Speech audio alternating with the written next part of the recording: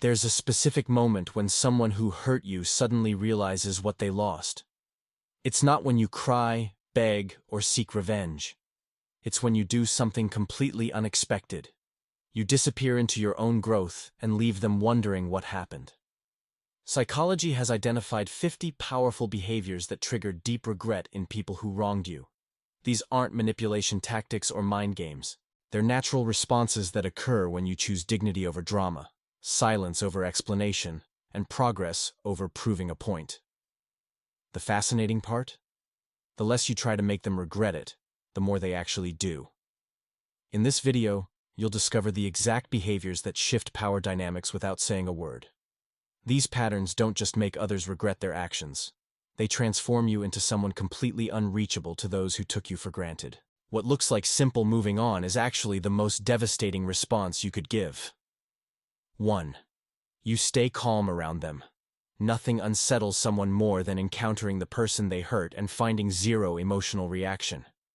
They've rehearsed this moment in their minds, expecting anger that validates their defensive walls or tears that confirm their impact. Instead, they get composure so complete it feels almost clinical. Your calmness sends a message their actions didn't break you, didn't even crack your foundation. It suggests you've moved beyond their impact entirely, processed whatever pain they caused, and emerged on the other side without needing their participation in your healing. This neutrality becomes haunting because it means they've lost the power to affect you emotionally. And for someone who once held that power, its absence feels like death. They realize that the version of you who cared enough to hurt is gone, replaced by someone who simply doesn't register their presence as significant. The psychological impact of this cannot be overstated. When you remain calm, you force them to confront the possibility that they weren't as important as they believed, that their betrayal wasn't the devastating blow they might have secretly hoped it was. Your emotional flatline in their presence becomes a mirror reflecting their own insignificance. 2. You don't seek closure. People who hurt you often expect you'll come looking for answers or apologies, that you'll need the conversation that ties everything into a neat ending. When you never ask for either, when you simply walk away with questions unanswered and grievances unaired, it creates a confusion that eats at them slowly. They wonder if you found closure elsewhere, perhaps through friends who helped you process, or therapy that gave you frameworks for understanding. Worse, they wonder if you simply decided they weren't worth the conversation, that asking them for anything would give them importance you no longer assign to them. Either way, your lack of need for their explanation makes them question whether they mattered at all in the grand scheme of your life.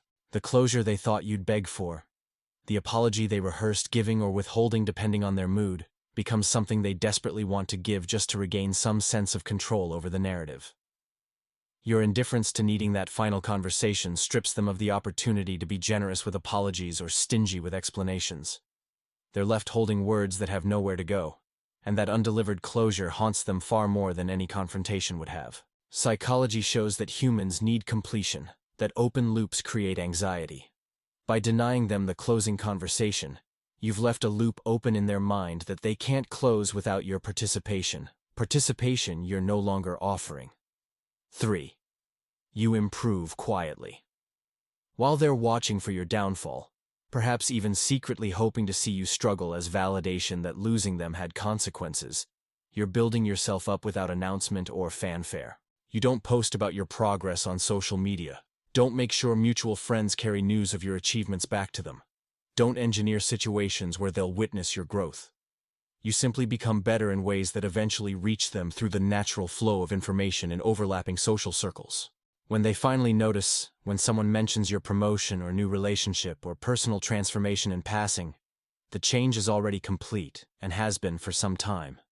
They realize they had front row seats to your potential but chose to leave before the show, and now they're hearing about the performance from people in the back row. This quiet improvement is devastating because it reveals that you didn't need their support, encouragement, or presence to become your best self. Everything they might have told themselves about being important to your development gets contradicted by the evidence of who you became without them.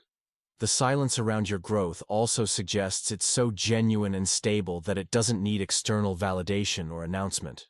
You're not improving to prove anything to anyone. You're improving because that's simply what you do, and their absence didn't slow that process even slightly. 4.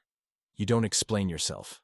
After being hurt, the natural urge is defending your position, making sure they understand your perspective, correcting any misconceptions they might hold about your motives or actions. But you do neither. You let them sit with their version of events completely unchallenged, offering no counter-narrative, no defense, no clarification. This silence forces them to fill in the blanks themselves, and human psychology shows that people are often harsher judges of themselves than others would be. Without your side of the story, their assumptions often become heavier on themselves than anything you could have said. They create their own guilt in the absence of your defense, because the vacuum you've left gets filled with their conscience. If they have any capacity for self-reflection at all, the lack of your explanation makes them work harder to understand what happened, and that work often leads to uncomfortable truths about their own behavior. Your refusal to explain also communicates that you don't need them to understand you, that their comprehension of your choices is irrelevant to your peace. This is perhaps one of the most powerful positions you can take, because it centers your own understanding as sufficient. You know why you did what you did. You know your truth, and whether they grasp it or not doesn't change that truth's validity. This self-sufficiency in narrative is something they can't penetrate or argue with, because you're not presenting them anything to argue against. 5. You move on without noise. There's no dramatic goodbye speech, no final confrontation where you lay out everything they did wrong, no public declaration of your independence from them. You simply redirect your energy elsewhere so smoothly that they barely notice the shift until you're already gone. This quiet exit denies them several things they might have unconsciously wanted. The drama that makes the ending feel significant, the confrontation that lets them defend themselves or apologize, the attention that comes from being important enough to warrant a big exit.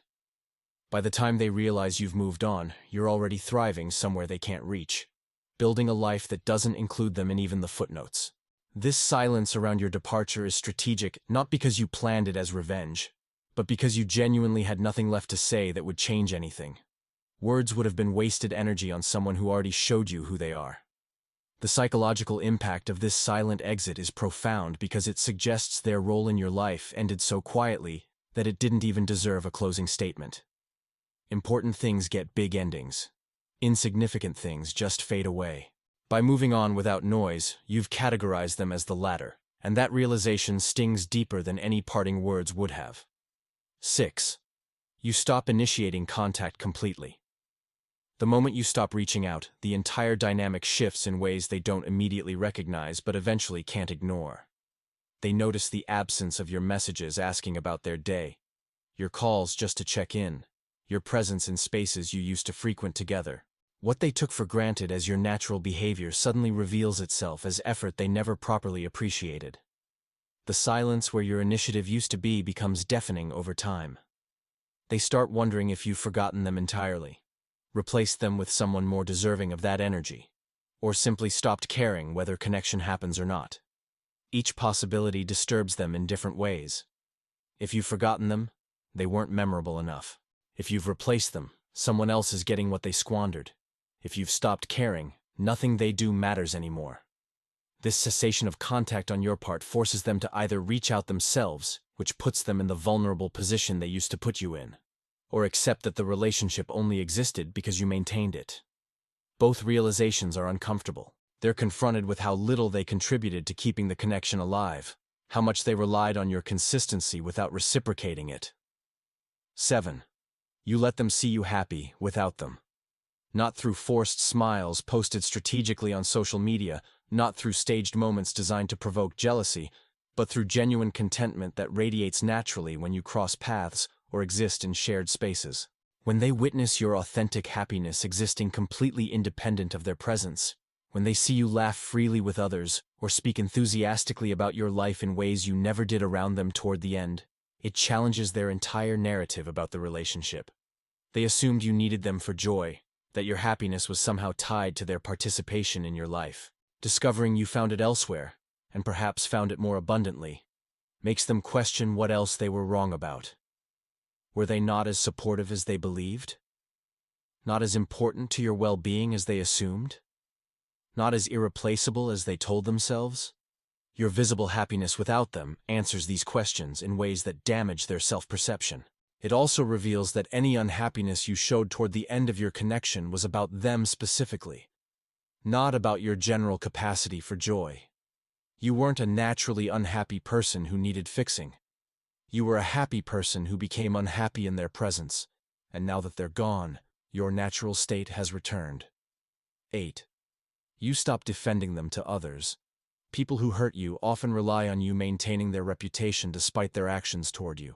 They count on your loyalty extending beyond their behavior, on you protecting their image even after they've shattered your trust. When you stop doing this, when you let others form their own opinions based on observed behavior, rather than your explanations and excuses, reality catches up with them in ways they can't control.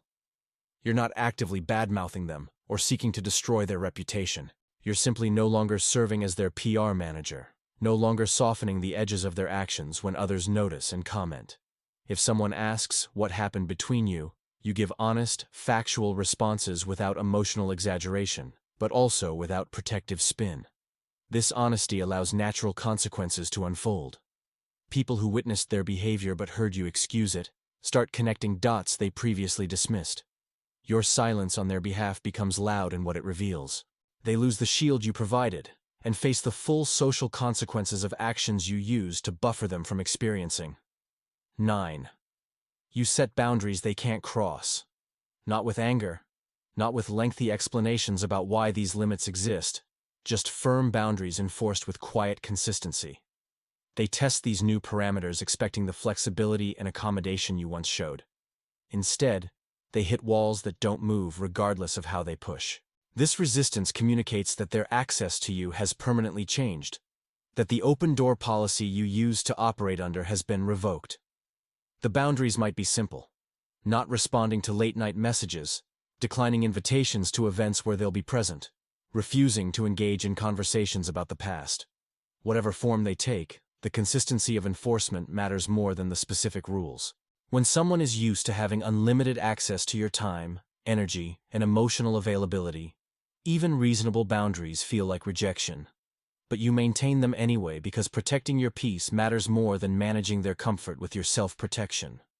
These boundaries also serve as daily reminders to them that they caused this, that the openness you once offered was lost through their own actions. Every time they hit a boundary that didn't used to exist, they're forced to remember why it's there now. 10. You redirect energy they used to receive. The attention, care, effort, and emotional investment you once poured into them now flows toward people and pursuits that value it properly. They notice this reallocation when they see you investing in others what you no longer offer them, when they observe you giving someone else the patience you stopped extending to them, the enthusiasm you no longer feel about their life updates, the support you've withdrawn from their endeavors. It's not spite or calculated withholding. It's simple resource management. You're giving your finite energy where it generates positive returns, and they're no longer on that list. This visible redirection is painful for them to witness, because it proves that you do have the capacity for the care they claimed you lacked or stopped providing. The issue wasn't that you couldn't give more. It's that you stopped choosing to give it to them specifically. They see evidence that you're still the thoughtful, invested, caring person you used to be with them, just not toward them anymore. This distinction matters enormously, because it means they lost something others now enjoy. Not because you changed fundamentally, but because they devalued what you offered until you took it elsewhere. 11. You stopped being available for their convenience. They got comfortable with you showing up whenever they needed something, fitting into their schedule, accommodating their last-minute requests. Now you're busy when they call, occupied when they want attention, unavailable when they seek support. This isn't planned revenge or strategic unavailability. You've genuinely filled your life with priorities that rank higher than their sporadic interest in connection. Their convenience no longer dictates your schedule because you've stopped organizing your time around their potential needs. This shift from being constantly available to having firm commitments elsewhere sends a clear message about changed priorities.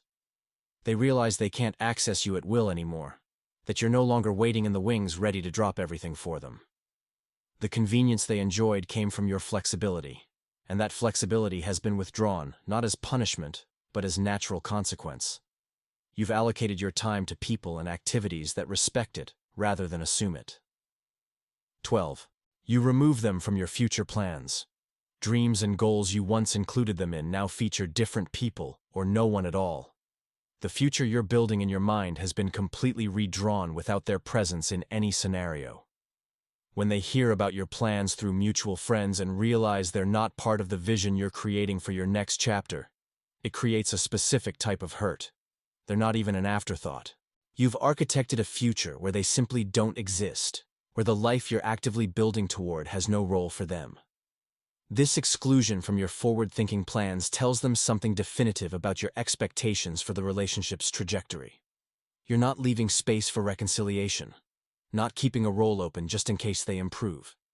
You've accepted their absence as permanent and adjusted your planning accordingly. The dreams you used to share that included them have been modified or abandoned entirely, replaced with new aspirations that align with who you're becoming without them.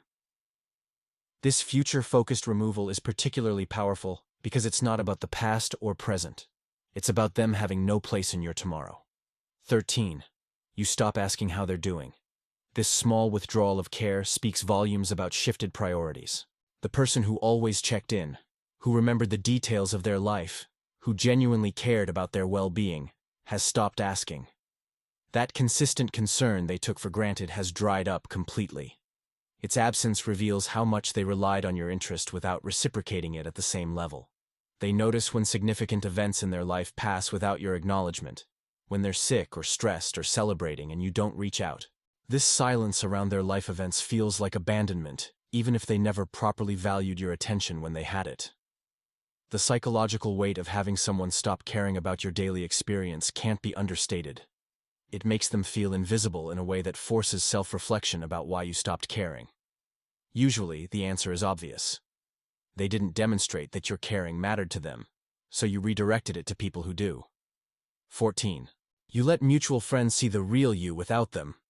In group settings, you're noticeably more relaxed, more authentically yourself, more present and engaged than you ever were when they were around. Others notice this shift in your energy and demeanor. They see you thriving in spaces where you once seemed diminished, laughing more freely, contributing more openly, showing aspects of your personality that were suppressed or hidden before. This contrast makes it obvious to everyone that their presence was limiting you in some way, that you were constrained or uncomfortable around them in ways that affected your ability to be fully yourself. Their absence has freed you to show up differently, and the difference is stark enough that people comment on it. This visible transformation in group dynamics suggests that the relationship wasn't bringing out your best self, that you're actually more you without them than you ever were with them. For them, watching this from a distance or hearing about it secondhand, it's evidence that you not only survived their exit, but flourished because of it. 15. You stop explaining your choices to them. Decisions you make no longer come with justifications directed their way. You don't defend your new relationship to them. Don't explain your career move as if you need their approval. Don't justify your changed perspective or evolved values. Their opinion has lost relevance in your decision-making process entirely. This exclusion from your reasoning tells them they no longer hold advisory status in your life, that you've revoked their access to your inner thought process, where once you might have sought their input or at least explained your thinking so they'd understand. Now you simply decide and move forward without their comprehension being a factor you consider. This is one of the clearest signals that they've become an outsider to your life. People we value get explanations. People we trust get included in our reasoning. People who matter to us receive the courtesy of understanding our choices. By offering them none of this, you've communicated clearly that they've been moved to a category of people whose understanding of your life is neither sought nor required. 16. You develop interests they know nothing about. You discover hobbies, passions, communities, and areas of knowledge completely separate from anything you shared with them. These new interests become significant parts of your identity and daily life. When they eventually learn about these aspects of who you've become, they realize how much of you has grown beyond their knowledge or awareness. There's a whole version of you they've never met because it developed entirely after they left, shaped by experiences they weren't part of and people they don't know. This growth in directions they can't speak to emphasizes how separate your lives have become. They knew one version of you, but you've evolved into someone different, someone with depth and dimensions they have no access to. This stranger element in someone they thought they knew completely can be deeply unsettling. It proves that life went on without them in ways that didn't just fill the gap they left, but expanded into territories that never included them. 17. You stop saving space for reconciliation. No part of you remains waiting for them to come back or make things right. You're not holding grudges, which would imply they still occupy emotional real estate in your life. But you're also not holding doors open for their potential return. You've accepted the ending as final and built your life accordingly. This closed chapter mentality means even if they showed up tomorrow with perfect apologies and changed behavior, there's no role for them anymore. The life you've constructed has no gaps shaped like them, no spaces waiting to be filled by their return. This psychological closure is complete in a way that makes reconciliation not just unlikely, but structurally impossible. You haven't left yourself a path back to them, because you've built new roads that go in entirely different directions. For them, if they ever hoped that time would make you more open to reconnection, this realization that you've closed that possibility entirely comes as a shock. They discover they're not just out of your life, but genuinely locked out with no way back in. 18. You become genuinely indifferent to their validation. Their approval or disapproval no longer registers as meaningful in your emotional economy. Compliments from them don't inflate you with pride or relief. Criticism from them doesn't deflate you with doubt or hurt. You've disconnected their opinion from your self-worth so completely that what they think about you generates the same emotional response as a stranger's random comment. This indifference is authentic, not performed for their benefit or to prove a point. You truly don't care, which is fundamentally different from pretending not to care while secretly monitoring their reactions. This genuine disconnection is impossible for them to regain influence over, because it's not a position you're holding defensively. It's simply where you've naturally arrived through healing and growth. When someone realizes their opinion no longer matters to you at all, it strips them of power they might have thought they still held. Even people we're angry with or hurt by, we still care about their perspective to some degree. True indifference is rare and final. 19. You let them watch you choose yourself repeatedly. Every decision you make prioritizes your peace, growth, and happiness over their comfort or convenience. They see you picking your needs first in ways you rarely did when they were close to you. This pattern of consistent self-selection shows them what they could have had if they'd valued you properly: a partner or friend who knows their worth and chooses accordingly. Instead, they're witnessing from outside as you extend to yourself the care and priority you used to hope they'd provide. This self-directed care is both healing for you and instructive for them. It demonstrates that you learned from how they treated you, that you're not repeating the pattern of self-neglect that allowed their poor treatment to continue. Each time you choose yourself, especially when that choice explicitly excludes consideration for their feelings or preferences, you reinforce the boundary between your well-being and their influence. 20. You stop monitoring their life. No social media stalking, no asking mutual friends for updates, no checking where they are or what they're doing. Your genuine disinterest in their activities signals that they've become irrelevant to your daily thoughts and curiosity. This lack of curiosity about their life wounds deeper than anger ever could, because anger at least indicates they still matter enough to generate strong emotion. Indifference indicates they don't matter at all. When they realize you're not keeping tabs on them, not comparing your progress to theirs, not even casually wondering how they're doing, it creates a void where they expected ongoing significance. People want to matter to those they mattered to, even after separation. Your complete lack of interest in their life denies them even that small consolation. They've become truly irrelevant to you, which is a unique type of loss. 21. You recover faster than they expected. They anticipated you'd struggle longer with their absence, that moving on would take you significant time and visible effort. Instead, you bounce back with surprising speed that catches them off guard. This quick recovery suggests several possibilities, all uncomfortable for them to consider. Either you weren't as attached as they thought, which diminishes their importance in your life retrospectively, or you're stronger and more resilient than they gave you credit for, which means they underestimated you. Both possibilities force them to reconsider their significance in your life and their understanding of who you are. The speed of your recovery also implies that losing them wasn't the devastating blow they might have assumed or hoped it would be. You processed it, learned from it, and moved forward without the prolonged suffering they imagined. This resilience is evidence that they were more replaceable than they wanted to believe. 22. You stopped being their emotional support. They got comfortable leaning on you during their problems, counting on your empathy and advice when things went wrong in their life. Now when crisis hits them, when they're struggling or scared or uncertain, you're not there to help carry the weight. This absence during their difficult moments makes them realize how much they depended on support they never properly appreciated or reciprocated. The safety net they took for granted has disappeared entirely.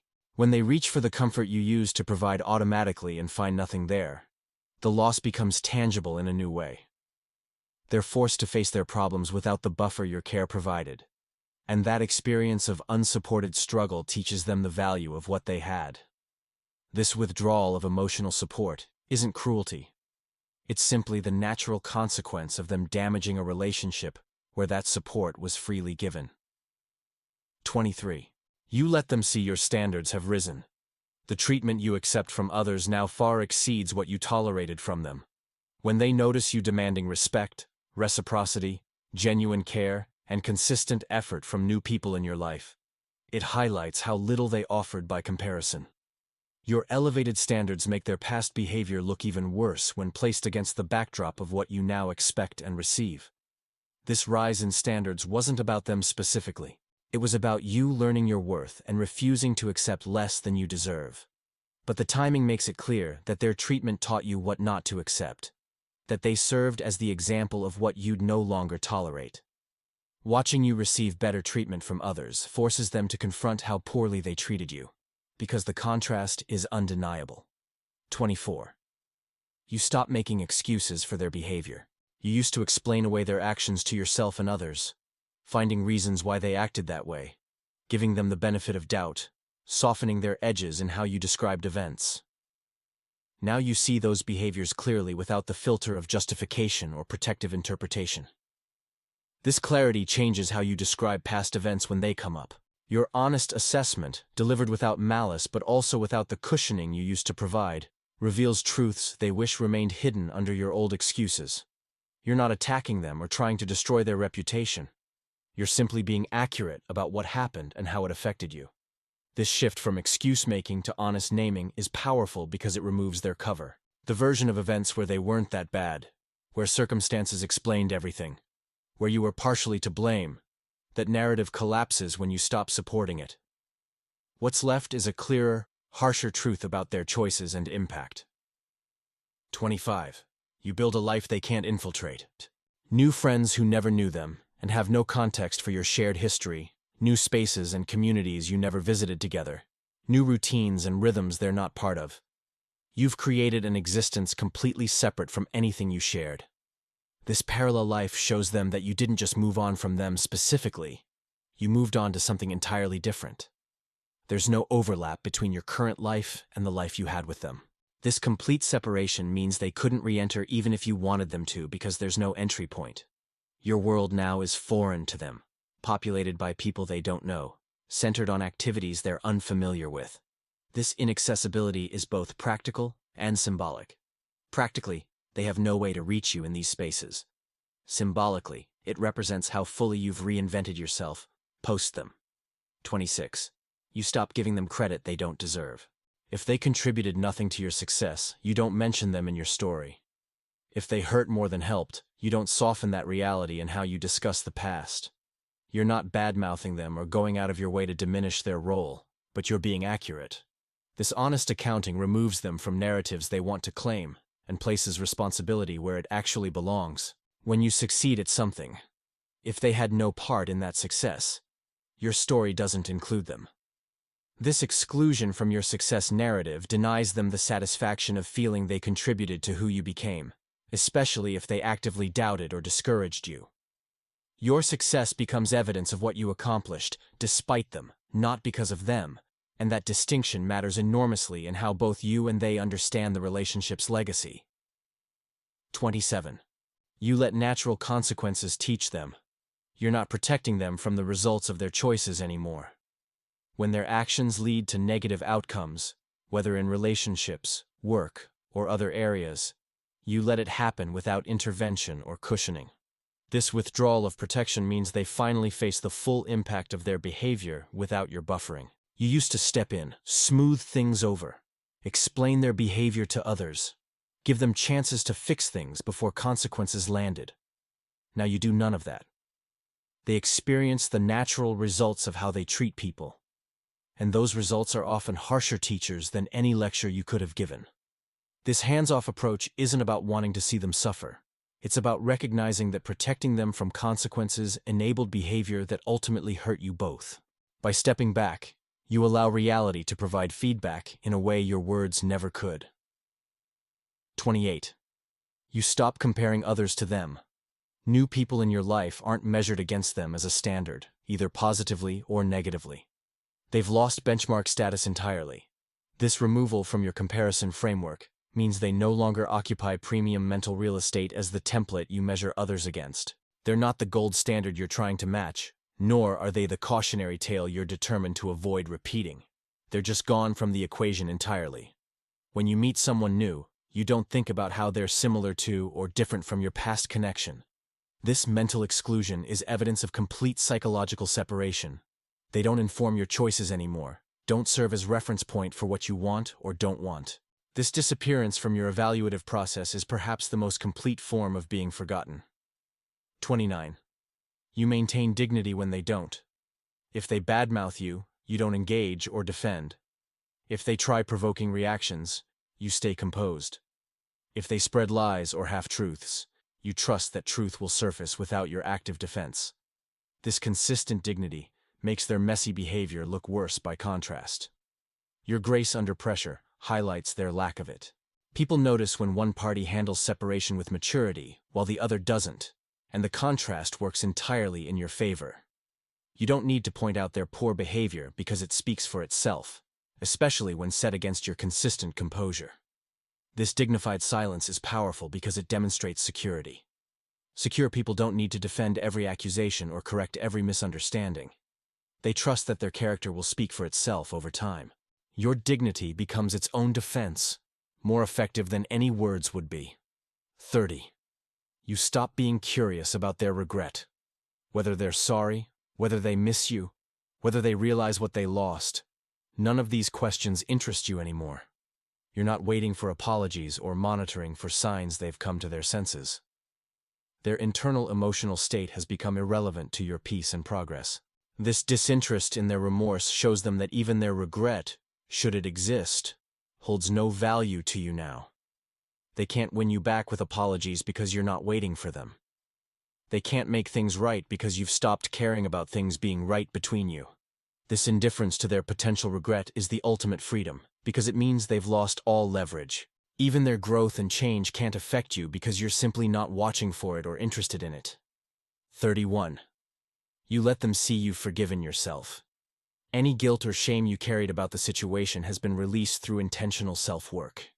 You've stopped punishing yourself for staying too long, for missing red flags that seem obvious in hindsight, for believing their promises when their actions contradicted them. This self-forgiveness glows visibly in how you carry yourself and speak about the past. You own your part without excessive self-blame, acknowledge mistakes without drowning in them. This peace with yourself shows them that you've processed the experience completely, extracted lessons without extracting identity damage. Your self-forgiveness is actually harder for them to witness than self-blame would be, because self-blame would suggest you're still affected. Self-forgiveness suggests you've moved completely through and past the pain into integration and growth. 32. You redirect conversations that involve them. When others bring them up, you change subjects smoothly, without obvious avoidance or emotional charge. You're not interested in discussing them, defending yourself against things they've said, or hearing updates about their life. This consistent redirection trains your social circle that you've genuinely moved past their relevance in your life. You're not avoiding the topic because it hurts. You're redirecting because it bores you, because spending time on that conversation doesn't serve any purpose for you. This distinction is important. Avoidance suggests ongoing emotional charge. Redirection suggests genuine disinterest. When people realize you're truly not interested rather than protecting yourself from pain, they stop bringing it up. You've made it clear through repeated gentle redirection that this person and anything related to them isn't a topic you're investing energy in. 33. You stop seeking their perspective. Decisions you face no longer make you wonder what they'd think or advise. Their viewpoint has been deleted from your internal advisory board. You consult others whose wisdom you value, trust your own judgment, or sit with uncertainty. But their opinion never enters the consideration process. This mental exclusion is absolute and unconscious. You don't actively remind yourself not to consider their perspective. You simply don't think to include it. When facing choices, their voice doesn't appear in the internal dialogue anymore. This absence from your decision-making process tells them, should they learn of it, that you've found sources of wisdom and perspective that replaced whatever value theirs once held. They're not special or uniquely insightful to you anymore. They're just one more opinion you don't seek. 34. You let time create distance they can't bridge. Every day that passes without contact adds another layer of separation between who you both were and who you've become. You're not building this distance deliberately. You're just living forward while they stay planted in the past version of your relationship. Eventually, the gap becomes so wide that reconnection would require starting completely over with strangers rather than picking up where you left off. Enough time passes that you become genuinely different people from who you were together. The version of you they knew no longer exists, replaced by someone shaped by experiences they weren't part of. Similarly, they've presumably changed, though you don't track those changes. This temporal distance means that even if logistics brought you back together, the people meeting would be essentially new to each other. The history you share becomes ancient rather than recent, and ancient history loses power. 35. You become proof that leaving was their loss. Not through words or arguments, but through the undeniable evidence of who you've become in their absence. Your growth, peace, success, and happiness tell the story better than any confrontation could. When they see what you built without them, the contrast to what they gave up becomes painfully clear. You're not rubbing your success in their face or making sure they know what they're missing. You're simply living well, and that life speaks for itself. The person you've become is evidence that you didn't need them to thrive, that perhaps you actually thrive better without them. This living proof is irrefutable in a way that words never could be. They can argue against what you say, but they can't argue against who you've demonstrably become. 36. You stop performing for their attention. Anything you achieve is for yourself, not to make them notice or regret their choices. This shift from external to internal motivation produces different results. Your accomplishments feel more genuine because they're not tainted by the desire to prove anything to anyone, especially them. When success comes, you celebrate it for what it means to you rather than for how it might look to them. This authentic achievement unsullied by performance is actually more impressive than anything you might have done to get their attention. It shows maturity and genuine self-focus. You're not living your life as a response to them anymore. You're living it as an expression of yourself, and that authenticity shines through in everything you do. 37. You let them wonder if you think about them. You never confirm or deny whether they cross your mind because the topic doesn't come up in your conversations with others. This uncertainty keeps them guessing about their significance in your thoughts. The truth is, you rarely think of them, and when you do, it's without emotional charge. Just neutral noting, like remembering any other person from your past. But letting them wonder feels more powerful than stating the truth outright. If they knew for certain you never thought of them, they could file that away as information. The uncertainty keeps the question alive in their mind. Do you think of them daily? Never? Occasionally? They don't know. And not knowing creates a space their imagination fills with possibilities that likely bother them more than the truth would. 38. You stop explaining your healing to them. How you recovered, what you learned, who helped you through it, what resources or insights made the difference. None of this information reaches them. They're excluded from your healing narrative entirely. This privacy around your process means they can't claim any credit for your growth. Can't position themselves as having taught you valuable lessons. Can't insert themselves into the story of your recovery. The journey from hurt to healed remains yours alone, witnessed only by people who earned access through genuine support. This exclusion from your healing story denies them knowledge that might make them feel better about having hurt you. If they knew that you grew from the pain, they might tell themselves it was ultimately positive for you. By keeping your healing private, you deny them that comforting narrative. 39. You become authentically happy in their absence. Not to spite them or prove a point, but because their absence genuinely improved the quality of your daily life. This authentic relief in not dealing with their presence, their moods, their demands, their chaos, shows clearly to anyone paying attention.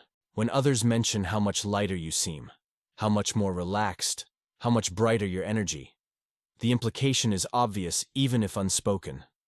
Their presence was a weight you're glad to have dropped. This visible before and after transformation isn't something you can fake or perform. The authentic joy in your life now compared to the stress or heaviness you carried before creates a contrast others notice. For them, hearing or seeing this shift is confirmation that you're better off, that the relationship was costing you more than they realized or acknowledged. 40. You stop defending the relationship's value. You no longer argue that it meant something significant, or insist it had good moments worth remembering.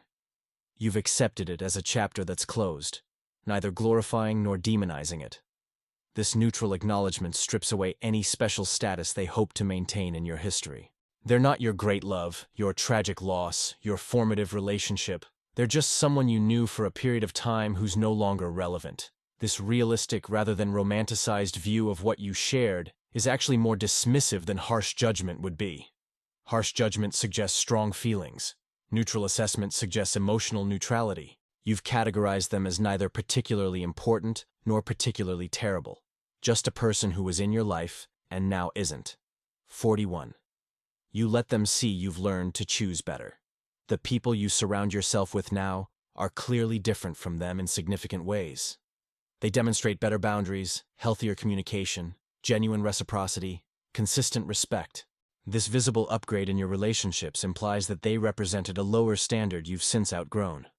You're not explicitly saying they were a bad choice, but the contrast between them and who you choose now tells that story clearly.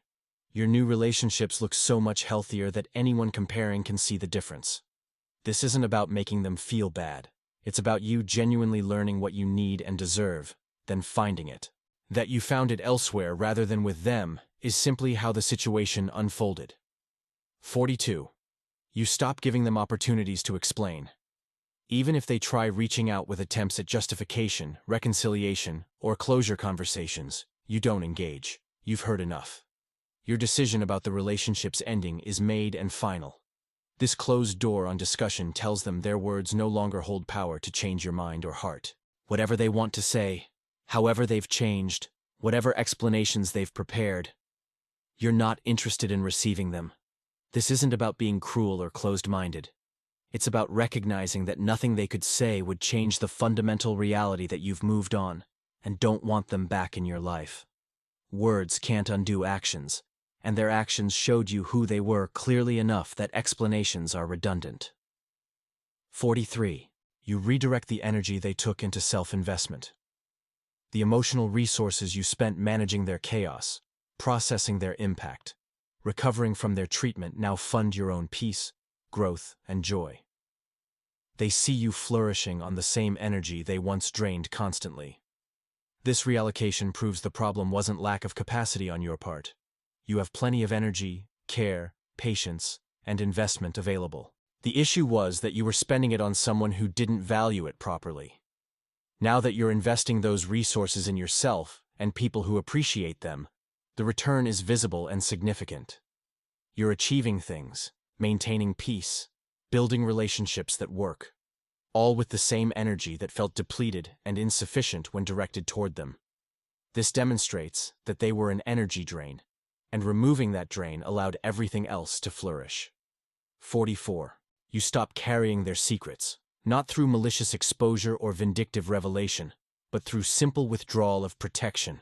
You're no longer actively managing information they wanted kept private. If truth surfaces naturally through other means, you don't rush to control the narrative on their behalf. This withdrawal of discretion means they face reality without your PR management or damage control. You're not seeking to harm them by revealing things, but you're also not exhausting yourself protecting them from natural consequences of their own choices. The secrets they trusted you with, or the image they relied on you maintaining, is no longer your responsibility. This freedom from being their keeper of secrets or manager of reputation is liberating for you and sobering for them. 45. You let them experience your absence as permanent. No breadcrumbs of contact. No mixed signals through mutual friends. No accidental run-ins that could be interpreted as fate. Your distance is consistent, clear, and maintained regardless of circumstances. They can't misread your intentions, because you've left no room for interpretation. The finality of your exit becomes undeniable over time. There's no hope for reconciliation to cling to, no ambiguity about your feelings, no possibility they can talk themselves into. You're gone in every sense that matters, and that permanence is communicated through consistent absence over sufficient time. When months turn to years without contact or softening, even the most hopeful person has to accept the reality that you're not coming back. 46. You stop measuring your worth by their treatment. How they valued you no longer informs your self-perception or self-worth. You've found validation elsewhere, or, better yet, stopped needing external validation as the primary measure of your value. This independence from their assessment frees you completely from any lingering influence they might have hoped to maintain. Your sense of self has been rebuilt on foundations that don't include their opinion. When your worth isn't tied to their treatment becomes irrelevant to your well-being. This psychological independence is perhaps the most complete form of moving on, because it means they can't affect you even retrospectively. Looking back at how they treated you doesn't shake your current sense of worth because you've separated the two completely. 47. You become living proof that they were replaceable. Others fill roles they occupied, often performing those roles better and with less drama. This replacement isn't about revenge or proving they weren't special. It's natural progression in your life. But watching someone else succeed where they failed, seeing another person integrate into your life more smoothly, witnessing how much easier relationships can be with the right person, makes them confront their own inadequacy in ways words never could. You don't need to tell them they were replaceable. The evidence of someone else thriving in the space they left demonstrates it clearly. This replacement also proves that the connection you offered, the role they played, wasn't unique to them. Others can and do fill it, sometimes better. This loss of specialness, the realization that they weren't irreplaceable, strikes at the ego in profound ways. 48.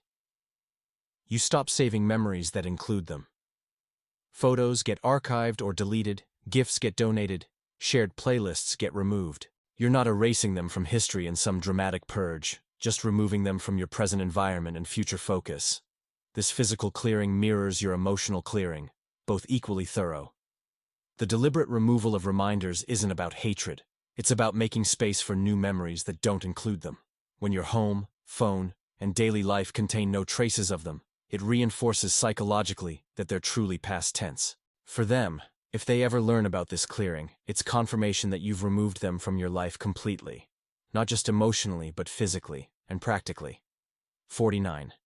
You let them watch you build what they said you couldn't.